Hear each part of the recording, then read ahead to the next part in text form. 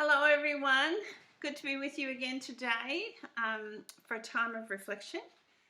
And today we're going to be looking at Rahab and Ruth. Well, there's a lot of interest in genealogies at present, with people looking into their family history either through DNA testing or just searching through records, uncovering some secrets along the way. And programs like SBS's Who Do You Think You Are available for the more famous amongst us, but anyone can do their own digging and join a few dots for themselves. So today I want to draw a few dots for you between Rahab and Ruth, the second and third women in Matthew's genealogy in chapter 1. Rahab and Ruth have a lot in common.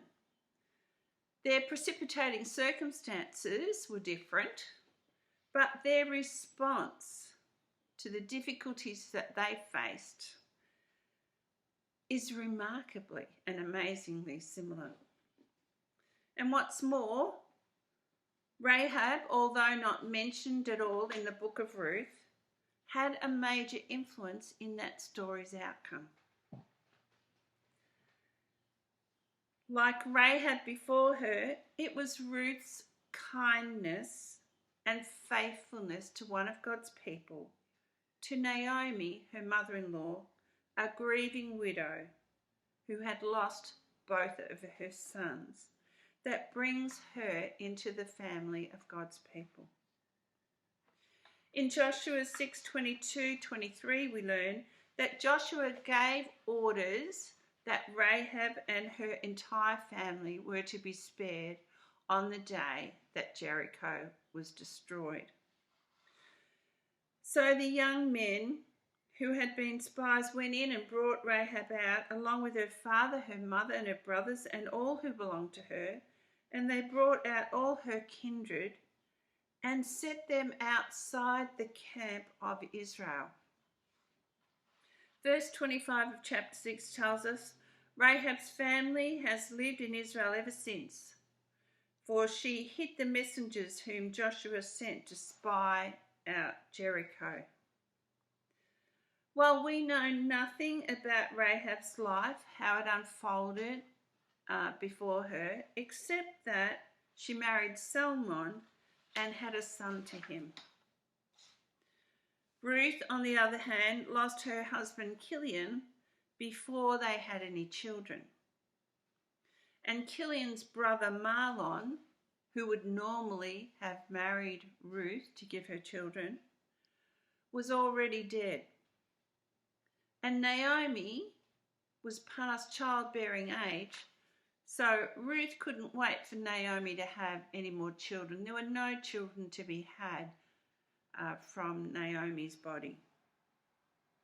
So, that being the case, Naomi begged Ruth, along with her other daughter Orpah, to return to her father's house.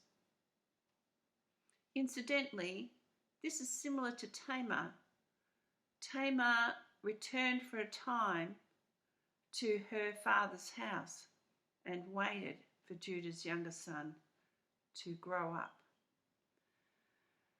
So Naomi suggests and pleads with her daughters-in-law to go to their father's house and wait for God to be kind to them by providing for them another husband from their own kindred. For Ruth, that would be another husband from the Moabite nation. But Ruth wouldn't have a bar of Naomi's plan. And this is what she said. This comes out of Ruth chapter 1. Do not press me to leave you or turn back from following you. Where you go, I will go. Where you lodge, I will lodge. Your people will be my people, and your God will be my God.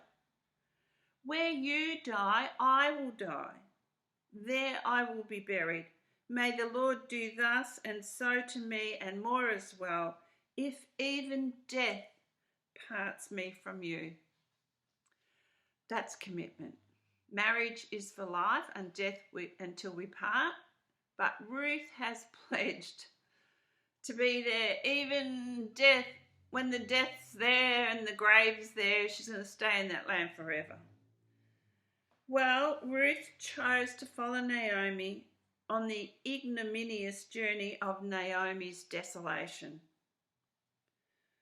As Naomi returned empty, without husband or sons, back to the land that she left full. And in doing so, Ruth sacrificed her chance of remarriage. There was nothing on the horizon when Ruth started walking back with Naomi. And Ruth put her life on the line. As a Moabitess, she wasn't safe in Israel. She was part of a hated nation. A nation that an Israelite was not even allowed to talk to down to the 10th generation. So she was in great danger of being abused or killed as she returned. But Ruth pledged her allegiance to Naomi, vowing to die if that's what it took to care for Naomi in her old age. And on Naomi's advice, she had to learn all the culture.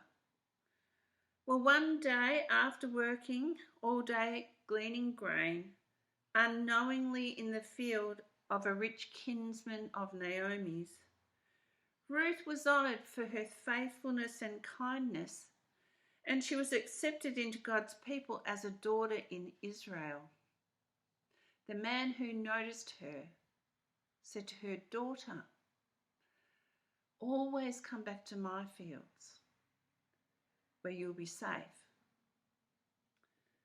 Well, this close relative of Elimelech, Naomi's dead husband, turns out to be Boaz, the son of Salmon and Rahab.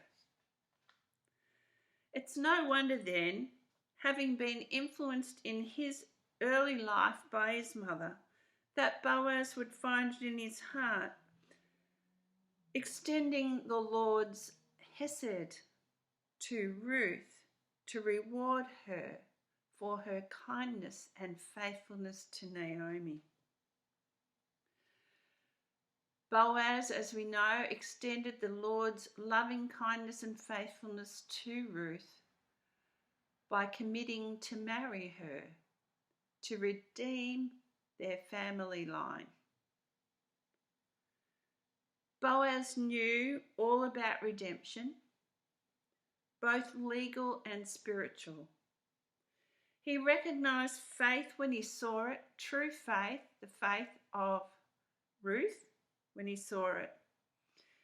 And like the two spies before him in the story of Rahab, Boaz was open to rescuing this enemy outsider, as his mother Rahab once had been.